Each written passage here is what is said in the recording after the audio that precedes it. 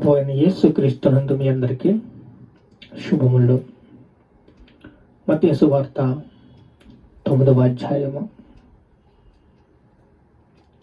పక్షవాయువు గల మనుషుని చూసి, ఇదిగో, తరువాత ఆయన దోణి ఎక్కి సముద్రము దాటి తమ పట్టణములో ప్రవేశింపగా, ఇదిగో, జనులు పక్షవాయువుతో మంచము పట్టి ఉన్న ఒకరిని నదుకు తీసుకుని వచ్చిరి. యేసు వారి విశ్వాసమును చూచి, కుమారుడా, ధైర్యముగా ఉండుము, నీ పాపములు క్షమించబడి ఉన్నవని పక్షవాయువు గల వానితో చెప్పెను.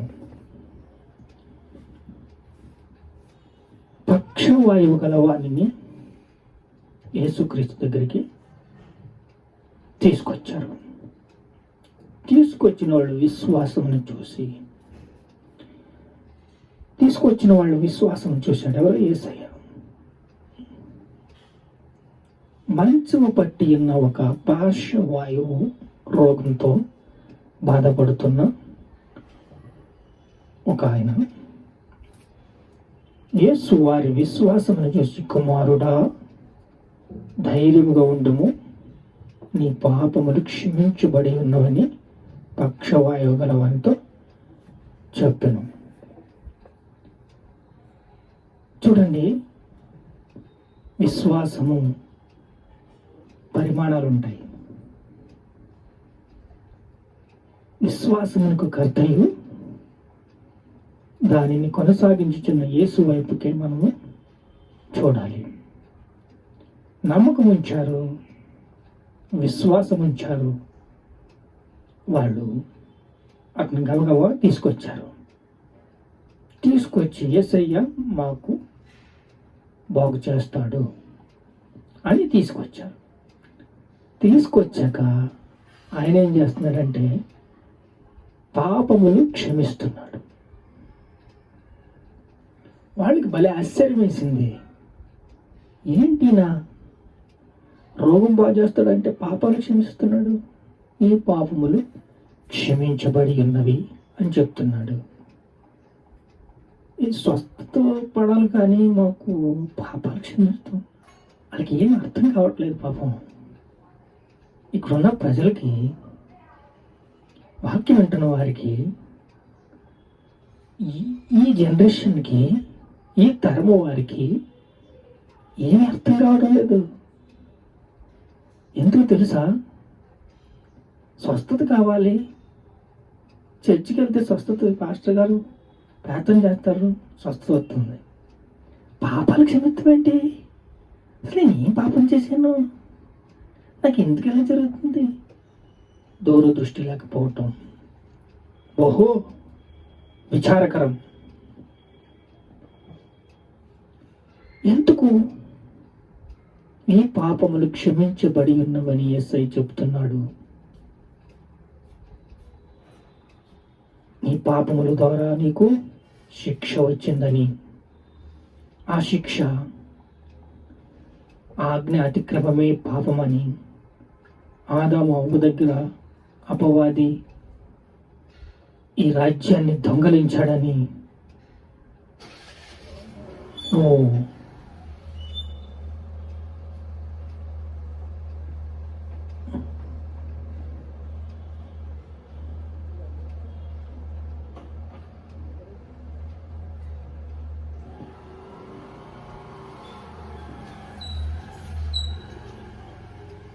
ఆదాము అవ్వ ఇద్దరు కలిసి అపవాది చేతిలో పెట్టేశారు. ఆజ్ఞ అతిక్రమించటమే, పండు తినొద్దన్న పండు తిన్నా కాబట్టి ఆజ్ఞ అతిక్రమమే పాపం అయిపోయింది. ఆ పాపాలు ఇప్పుడు క్షమించడానికి యేసయ్య ఏమంటున్నాడు? రోగాన్ని బాగు చేయేసయ్యా అంటే యేసయ్య ఏం చేస్తున్నాడు? నీ పాపములు క్షమించబడి ఉన్నవే. పార్శ్వవాయువుతో రోగముతో బాధపడుతున్నాడు. యేసయ్య ఎంత దూరం ఆలోచించాడు. మనము ఈరోజు ఆలోచించవలసి ఉన్నది. నేను యేసయ్య దగ్గరికి వెళ్తే ఏదో స్వస్థత పడిపోవాలి, ఏదో ఉద్యోగం పొందుకోవాలి, ఏదో నూనె రాసుకోవాలి, ప్రార్థన చేసుకోవాలి, ఏదో ఒక ఆశతో వస్తున్నారు. నో, మీరు ఏదో ఒక ఆశతో వచ్చేలాగుంటే అది లోకంలోనే దొరుకుతుంది. ఏ ఆశతోనే రావద్దు. మీ పాపములు క్షమించబడి ఉన్నవి. ఆదాము హవ్వ దగ్గర చేసిన వాళ్ళది మనకి ఎలాగా తరతరాలు వచ్చేసిందో, యేసయ్య మనకి తన ప్రేమను బట్టి కలువరి శిలువ ఎక్కి రక్తం కార్చి కొట్టబడి దున్నబడి చీల్చబడి మన పాపములు క్షమించబడి ఉన్నవి. ప్రార్థన చేసుకుంటే, పశ్చాత్తాపడితే నీ పాపములు క్షమించబడతాయి. ఈరోజు నేనే మార్గము, నేనే సత్యము, నేనే జీవమని యేసయ్య చెప్పాడు. ఇదే చర్చిలో చెప్తారు. చర్చికి ఎందుకు వెళ్తారు? స్వస్థత జరుగుతుందా? స్వస్థత గురించి నువ్వు రావాల్సిన అవసరం లే. ఏ హాస్పిటల్కి వెళ్ళినా నీకు స్వస్థత వస్తుంది. కానీ నీ పాపములు క్షమించబడి ఉన్నవి అని యేసయ్య చెప్తున్నాడు. ఒక యేసు ప్రభు ఒక్కరే చెప్పగలరు ఈ మాట. బైబిల్ మాత్రమే చెప్పగలదు ఈ మాట, భరోసా ఇవ్వగలదు. నీ పాపములు క్షమించబడి ఉన్నవి. చూడండి, నీవు లేచి నీ మంచం ఎత్తుకుని నీ ఇంటికి పొమ్మనగా, నువ్వు లేచి నీ ఇంటికి పో, నీ పాపములు క్షమించబడి ఉన్నవి. అది చూచి భయపడి మనుషులకి ఇష్టి అధికారము ఇచ్చిన దేవుని మహింపరిచరి. మనుష్యులకి ఇట్టి అధికారం ఇచ్చిన దేవుణ్ణి మహింపరిచారు. బాగానే ఉంది.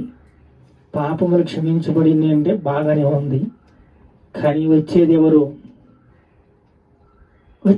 రండి, మందిరానికి రండి, దేవుని సన్నిధికి రండి. అప్పుడు ఆయన మీ దగ్గరికి వస్తాడు. పాపములు క్షమించబడతాయి. మీ పాపములు క్షమించబడితే మీరు మార్గము చూపిస్తారు. ఎవరికి? వేరే ఒకరికి క్రీస్తు ప్రేమను మీరు చూపిస్తారు. మీరు చేయవలసింది ఒకటే, మీరు స్వస్థత పడ్డారు, మీ పాపములు క్షమించబడ్డాయి, మీరు ఇతరులకి దారి చూపించవలసి ఉన్నది.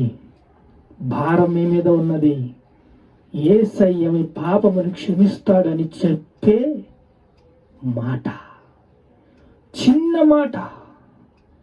యేసయ్య మీ పాపములు క్షమిస్తాడు అని మాట చెప్పాలి.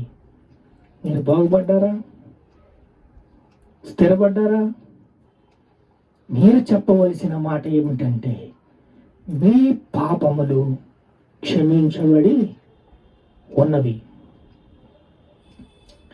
మీ పాపములు క్షమించబడి ఉన్నాయంటే మీరు పశ్చాత్తాపడండి, ప్రార్థన చేయండి, యేసయ్యను తలుచుకోండి, యేసయ్యను ధ్యానం చేయండి, యేసయ్య దగ్గరికి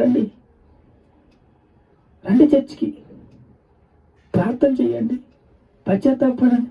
మీ పాపములు క్షమించబడి ఉన్నవి.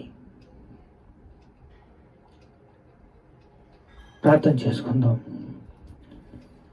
వారి తలంపులు చూశాడు యేసయ్య. గ్రహించి, మీరెందుకు మీ హృదయంలో దురాలోచన చేయుచున్నారు? మీ పాపములు క్షమించబడి ఉన్నవి. అయ్యా, కొంతమంది హృదయంలో తలంపుల్లో దురాలోచనలు చేసి నమ్మలేకపోతున్నారయ్యా. తలంపులో గ్రహింపు లేదయ్యా, ఆలోచనలో గ్రహింపు లేదయ్యా. యేసయ్య బాగు చేస్తాడు, పాపలు క్షమిస్తాడని విశ్వాసం వారికి కావాలంటే ఈరోజు నీ సన్నిధికి వచ్చి నీ పాదాలు పట్టుకుని పశ్చాత్తాపడి పాపములు క్షమించబడి, నాయనా, వారు దినాభివృద్ధి పొంది అభిషేకం పొందుకొని ఇతరులకి దేవుడి గురించి చెప్తే ఇతరులు కూడా రక్షించబడతారు, పాపములు క్షమించబడతాయి.